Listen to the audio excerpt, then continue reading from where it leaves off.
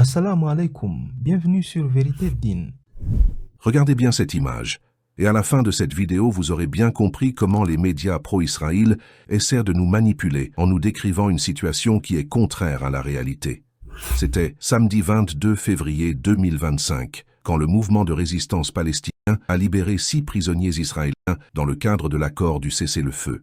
Au cours de cet événement qui a eu lieu dans un contexte de tension croissante entre les deux camps, l'un des prisonniers a fait un geste qui a surpris beaucoup et surtout qui a attiré l'attention de la plupart des gens qui avaient été mentis à propos de ce qu'est vraiment le mouvement de résistance. En effet, juste avant sa libération, ce prisonnier israélien a embrassé la tête de 2 combattants du Hamas avec joie, sourire et pouce levé. Une scène frappante illustrant le traitement humain que le mouvement de résistance réserve aux personnes qu'il détient comme prisonniers. Ces images qui ont fait la une des réseaux sociaux et qui viennent s'ajouter à d'autres images que nous avons vues lors de la libération des otages précédents constituent un démenti de tout ce qu'on nous a toujours raconté dans le média, que les combattants du Hamas sont des monstres et qu'ils réservent un traitement cruel à leurs prisonniers, ainsi de suite.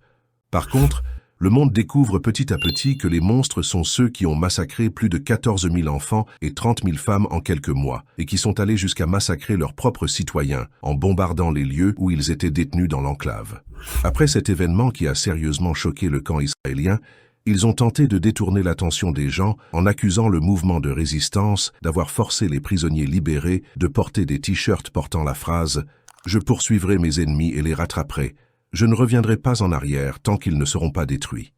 Ils ont interprété ce message comme une menace visant à traquer et à tuer les anciens détenus, ce qui a été catégoriquement démenti par le mouvement de résistance qui a précisé que ce message était plutôt destiné aux clans sionistes et pas aux anciens prisonniers.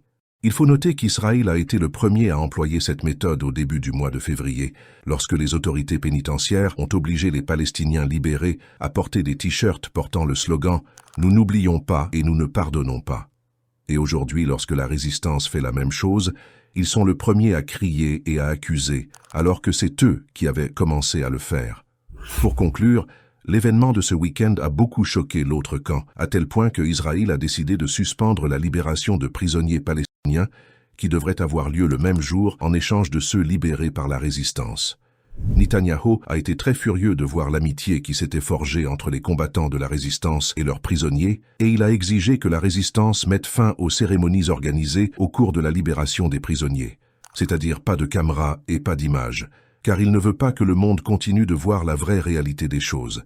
Il a donc annulé la libération de 600 Palestiniens qui devraient avoir lieu jusqu'à ce que la résistance donne des garanties qu'elle ne montrera plus les images pendant la libération des prisonniers. Voilà en bref ce qui s'est passé ce week-end dans l'enclave. Nous serons ravis de lire vos points de vue dans les commentaires. Merci beaucoup pour votre temps. Assalamu alaikum.